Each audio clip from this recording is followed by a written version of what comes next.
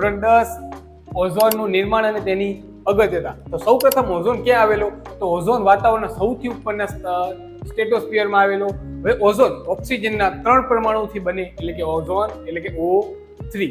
હવે ઓઝોન ઓક્સિજનના પરમાણુ ઉપર જ્યારે પણ યુવી એટલે કે અલ્ટ્રાવાયોલેટ કિરણો પડે તો ઓઝોનનું નિર્માણ થાય. સમીકરણ સ્વરૂપે જોઈએ તો કે O2 એટલે કે ઓક્સિજનના 2 પરમાણુ પર યુવી કિરણો દાખલ થાય તો O પ્લસ O એટલે કે ઓક્સિજનના 2 પરમાણુ છૂટા થાય. હવે ઓક્સિજનના 2 પરમાણુ અને ઓક્સિજનનો 1 પરમાણુ ભેગા થઈ અને શું નિર્માણ કરે?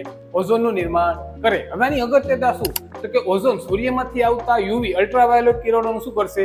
શોષણ કરી લે. શોષણ કેમ કરશે?